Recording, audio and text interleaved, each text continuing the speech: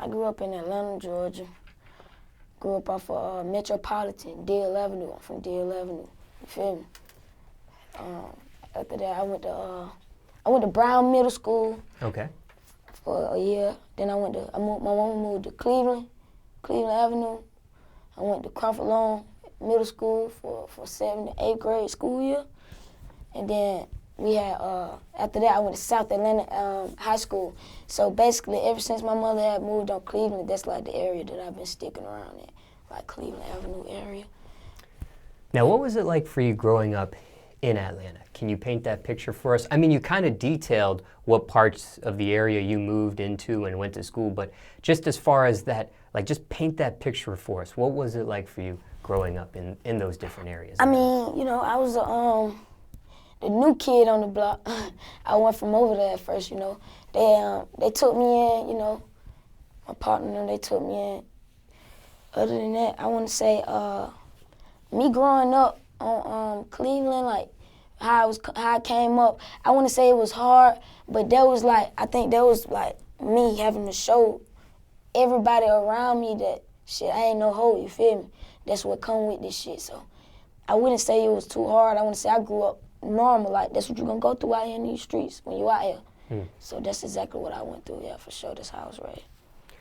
Now, okay, as you grew up, obviously there's going to be maybe a bottom point in your life, and there's going to be a high point in your life. Let's start with the bottom. What was your bottom point growing up for you? Just maybe the toughest obstacle maybe you endured, toughest point of your life growing up. I want to say it was when I had lost a close friend of mine, Lil Reek, Baby Snake, November 20th, 2016. That was like a real loss for me, like a real hard take to like a real punch to the chest. I want to say it was a bottom point, 'cause we all fucked up. We had not found ourselves yet. So we didn't know what the hell we were gonna do, you feel me? We was really out here in the street, we didn't know who was next. So I had to just find myself. And that was a part of me finding myself, like knowing that wasn't for me, them streets and shit. I gotta get some money, you feel me? Yeah, so that was the real bottom point of my life. This person you said was a close friend. Yeah. Is it safe to say a best friend at that time or just a close friend? Nah, he wasn't no best friend, because I definitely can say like he was closer with many more of our mutual friends. Okay. He was much more closer with like a few more friends of ours. We all grew up together, but he wasn't like that close with me, like I could say my best friend. I always hung around people that was older than me, like an older crowd. You feel me? He was my little brother. How did he pass away? Gunshot. Violent. How'd you hear about it at the time? I was out the trenches, streets. I'm out here every day. You feel me? When you heard about it, what was going through your head? I don't want to say too much. You know what's going on, though. Okay. Eye for an eye. Now, just curious, okay? Because when you talk about the streets, obviously there's a level of danger that comes with the streets and street activity. And death is a possibility. Was it a surprise? Of course, any death is a surprise. But was it a surprise to you in the sense that it was gun violence, it was something maybe due to street activity? Was that a surprise to you in that sense, if you get my drift? I mean, nah, because I know what we out here doing, you feel me? So I know what comes with this shit. You live by the gun, you're going to die by the gun, you feel me? So. How'd you cope with that?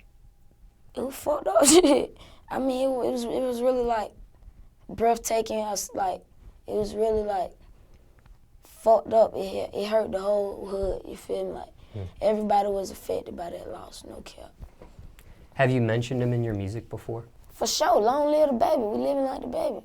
Got this shit tattooed. Where?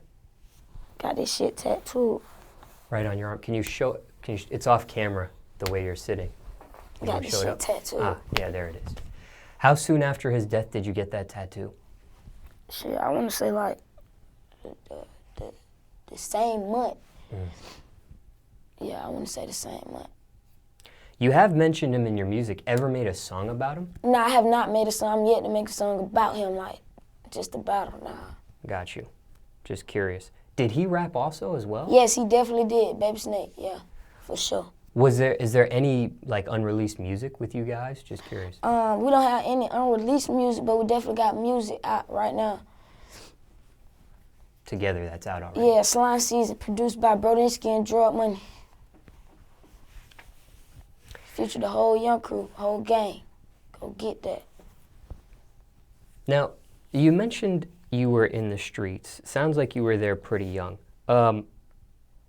What age were you when you got involved in Like 13. that path?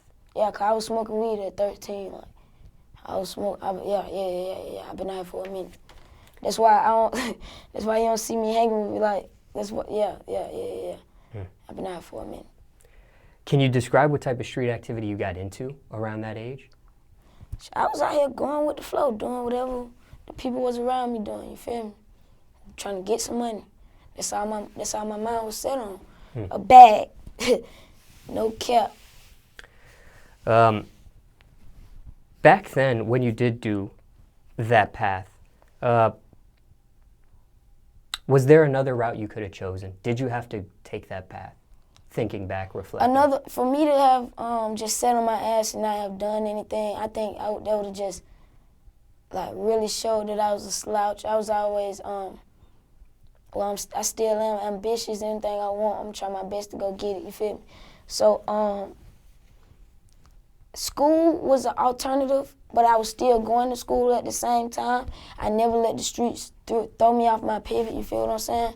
I always stayed on my grind. Other than that, it wasn't anything too much better that I could have been doing then. I never get a job. I'm not trying to work for nobody. I'm the boss. You feel what I'm saying? Me and my niggas, you feel me? You feel me? Me and my niggas, we bosses. We ain't got to go get no job. We ain't work for nobody. So other than that, I was out here working for myself. There was nothing better for me to be doing but finding myself. Ever attempted a job, ever? Once. But I was like 12, you feel me? I was working at the corner store in Lakewood by my grandma's house. That was the only check that I was getting. That was under the table. I was too young to be getting a real check. But other than that, nah, I wasn't fucking with that working for no job shit. I need everyday money. You feel me? I can't wait. Now, my next question to you is, when it comes to dealing with the streets, there's consequences that could come from that. There's a level of stress that you could deal with. There's that over-the-shoulder feeling. Obviously, violence, jail, and death, which is something we talked about earlier. You had a friend that passed away. Did you experience any of these other obstacles aside from death? Nah.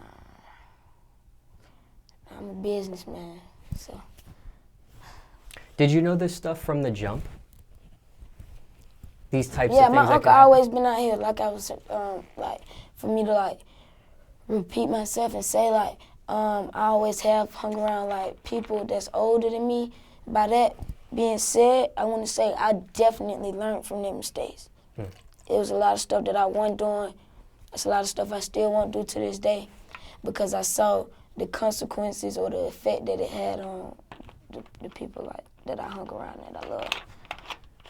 Any regrets taking that path, thinking back, hindsight 2020? Nah, I ain't got no regrets. Nobody graduated from school to a big old bag like that real fell to my. Nah, I don't have no regrets. Was it worth it? Yeah, was the risk worth the reward or what you got out of it? The bigger the risk, the bigger the reward. That's how I go. You did end up graduating from high school. Yeah. Now, sometimes when people take that path of street activity, they don't end up graduating. They drop out for a multitude of reasons. Yeah. What was your reason to stay in and graduate? I always had a passion for education. I gotta make my mama proud, and then, most of all, I have siblings younger than me. I'm the oldest, so I gotta set the bar high for my siblings. You feel me? So they also know what's tolerated and what's not gonna be. You feel me? What's not even an option in life. What kind of kid were you in class, speaking of school? I was like that smart kid that knew what the hell he was talking about, but I had a bad attitude problem. Like, I know that for a fact. And I want to say, I always found myself, like, getting distracted by other things that were not, like, worth it. Where did that attitude come from? You able to pinpoint that? Nah, I don't know. I mean, if I feel like I know something, and I don't know, I think it's just like, I don't know, my mindset on one thing is very hard for me to, like, change it, like, for real. And it's, like, real hard for me to, like, feel inferior from someone. You know, if it's hard for me to take authority from my teachers, you feel what I'm saying? That was real hard for me, because I was like, my last years of high school, I was getting money, you feel me? So I'm like, I know for a fact you ain't even having more money than me. You're not finna be fucking talking to me like that. So that got me in trouble a lot at school. You feel me? It really did. I had to, like, catch myself in a lot of shit. Did these ever lead to in-school suspensions, expulsions? Did it ever get that bad for you with the attitude? Yeah, I've gotten in trouble, like, I want to say, like, 2 times for, like, verbal disrespect at school from a few of my teachers. Other than that, I mean, it never got too deep to where it became physical or nothing. Got you. Not even with classmates? Physical? Teachers, Yeah, nigga gonna hate regardless, you know, that what come with it, you know. You see how small I am. I'm in high school popping it on them, you feel me? They gonna hate regardless, but you know, that what come with it, you know. It taught me to really be humble and how to carry myself. Yeah, I mean, I got a lot of physical altercations with a lot of niggas at school, yeah. Shit got real. Do you think it was because of your height? Or maybe Nah, it wasn't because of my height. It's definitely because of envy. And, you know, when they see this, you feel me, they see me coming in there doing what I want to do, doing what I have to do, and they not putting that much work in. I mean, nigga gonna feel a certain type of way, you feel me? Thinking back, do you think those fights, the physicality, it could have been avoided back then, knowing what you know now, or not? Nah, it wasn't gonna be avoided back then. Only reason I say that is because we all were childish, we all young-minded, you feel me? So, nah, it could never have been avoided. That was the lesson for them to know now. Don't fuck with Lil Reek right now. Shit. In school, were you part of a certain type of clique at all? Nah, hell no. I mean, I fuck with everybody, bro. I'm not gang affiliated, none of that shit. I'm slime, I'm YSL, but it's not like blood or crip or anything. I'm not gang affiliated. I fuck with everybody, you feel me? I show respect so I can get respect. That's what I like live by, respect, no cap. When did music come into the mix? Remember what age or what grade maybe? Around, it was just recently. After high school? No, I mean, you know, I just graduated this year, 2018. So it was just recently, I want to say like December 2017. That's when I really started rapping. Like a month after, like, I had really met Brodinsky. And we were just on the road with the music, you feel me? He was coming to the United States, to Georgia, come visit, book a studio time. We working, he drilling it in me. So I thought, if this man got the confidence in me and he see it in me that I can make it, I definitely should take that same, you know, take it seriously, take the shit seriously. How'd you guys meet? Do you remember the first time? Yeah, Drug Money, he used to like come through the hood with his camera. Like, he come to the trenches with the camera, you feel me? And he recording, he come to everybody trap, he recording, you feel me, doing his thing.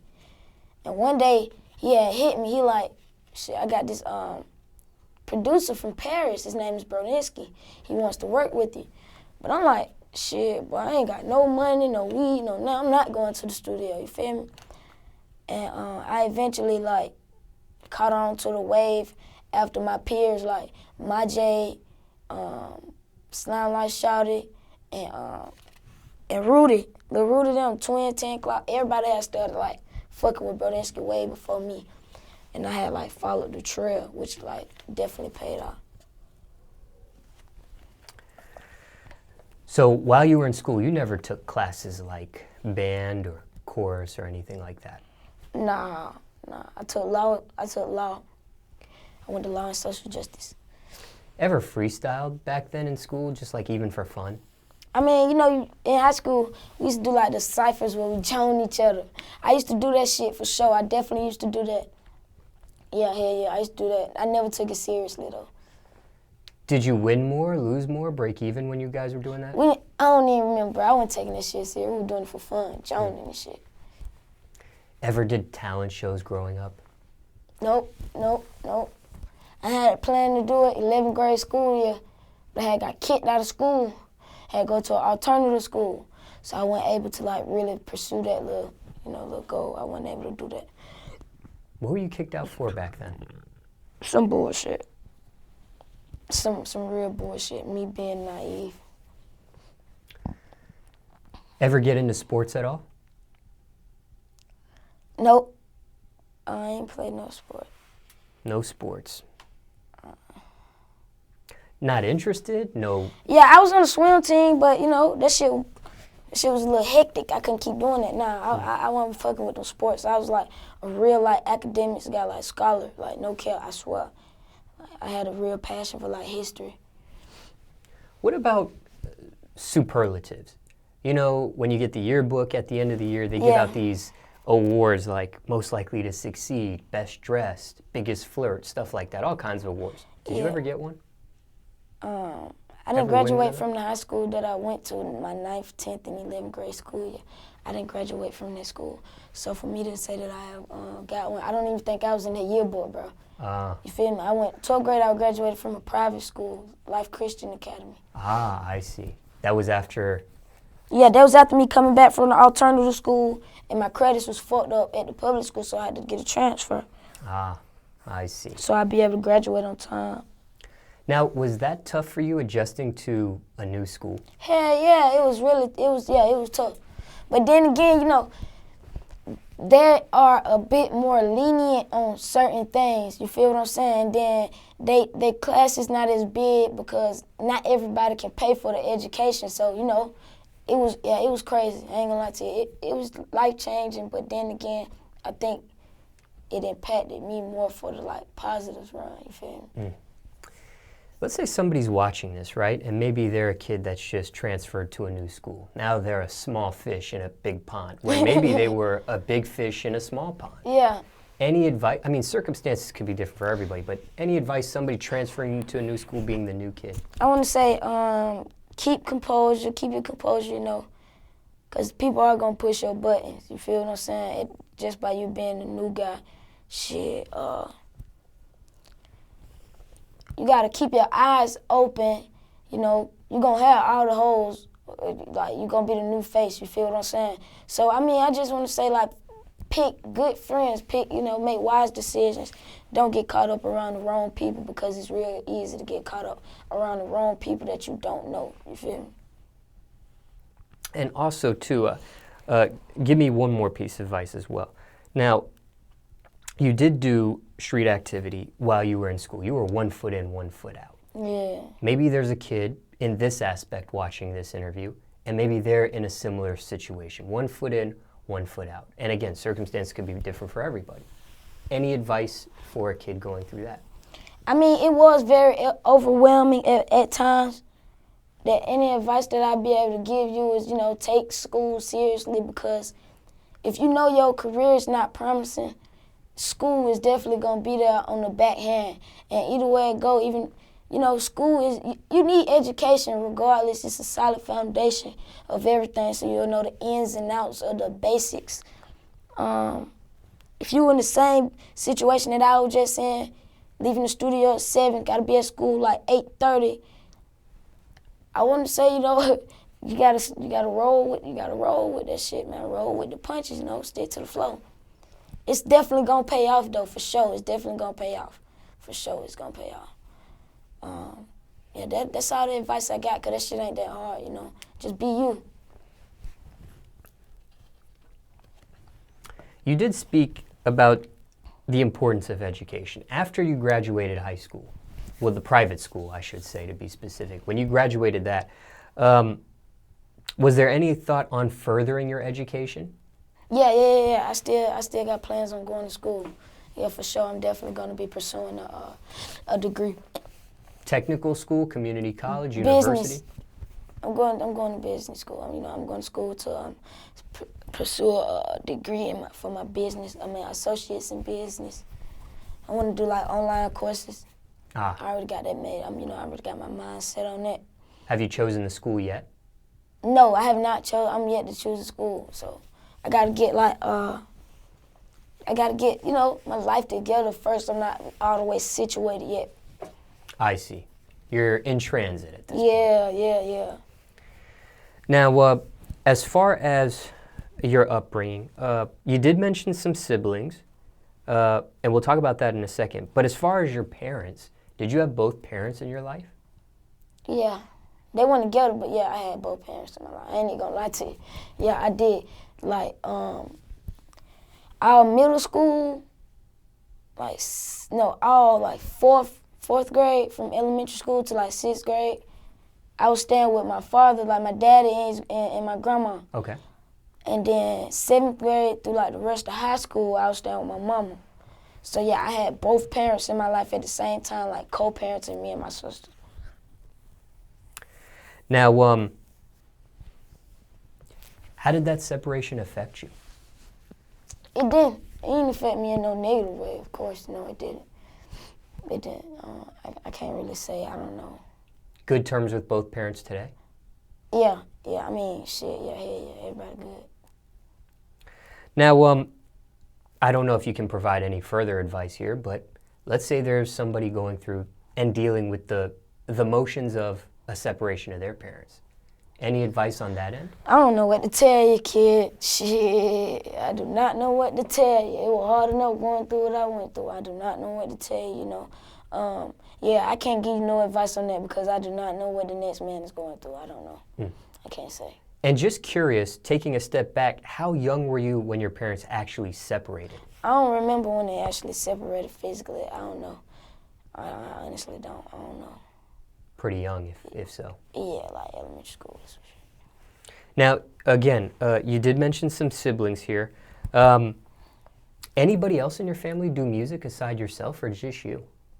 Thug do music. Yeah, my cousin Thug, young Thug. Yeah, he been doing music. He was like real motivation for me to, like, I know he did it. I know I can do it, you feel me? It's just the work that you gotta put in. He came from zero. I watched this man, you feel me? So a real message of advice, would be, if you think you can do it, you put that work in, it's definitely gonna pay off because I watched this man do it. That shit is possible. Has he helped you with your career? He helped me by being himself, you feel me? By him living every day, me being able to see him pop his shit on these niggas. It definitely helps me. It inspires me to do more for my mama, you feel me? I see. So more of like a motivational, inspirational. For sure. Yeah. Just curious, in terms of his success, does it surprise you to see where he's at? Or what level of success he's garnered at this point? Nah. Seeing from nothing to something yourself with your own eyes? Nah, it ain't surprising. I knew he was going up. He had a bizarre swag. Like, when you exotic, when you bizarre, when there's not too many like you, and it ain't none of your kind, when you're the originator of something, they gonna ride the wave. You feel me? And that's what happened. They rode the wave. Now, you guys haven't collaborated yet? Not yet. We got some shit. We got some shit coming up. We got some shit. We're gonna get something in soon. Got you. Just curious, with your parents and your music career, were they supportive of it? Yeah, I just started pursuing a music career like late 2017, and I want to say that it was like promising for me because I can really tell that my mama had like she was like proud of me. She was like she saw progress being made. Yeah, she was proud of me. Yeah, she was with it. Yeah, for sure. Was she with it from the beginning, or did she have to warm up to it? My mama was with it from the beginning. It was my support team. Like Brodinsky, like she was really fond of the idea of him having like confidence in me. You know, he believed in me. Like he was really sure that I could do it. So yeah, she believed in it. Yeah, she was with it from the start. Now, it's one thing for a parent to support what their child does. It's another for them to like what their child does. What does she think about the actual music? Oh yeah, she like it. She like my music. She don't like the music without a profane language, like cussing and shit, like rock out. That motherfucker going crazy. Like my grandma said, she listened to that shit, man. Yeah, she don't like all the cussing and shit, but she definitely like my music, a lot of unreleased shit. It's on the way. Have either of them had a chance to see you perform yet? Yeah, my grandmother had a birthday party. We had a birthday party before I performed for my grandma. What'd she think? What'd she make of the performance? She forward, like she was very proud. I'm just curious, when you're performing in front of family, ever get nervous? Does it get awkward performing in front of family compared to maybe performing in front of strangers or fans? I don't be nervous in front of my family because they gonna love me if I do good or not, if they with me 100%. Now, we've talked about a multitude of different aspects about your upbringing. Now, knowing what you know now, what would your older self tell your younger self if you could advise yourself one thing? Save that money, Reek. Other than that, I don't know. I'm telling you, bro, I really consider myself as a little old head. I'm mature in a lot of ways, you feel what I'm saying? So, I don't know, it'll really take for me to mature a bit more or learn a few more life lessons and morals for me to be able to just say what I'll be able to advise my younger self.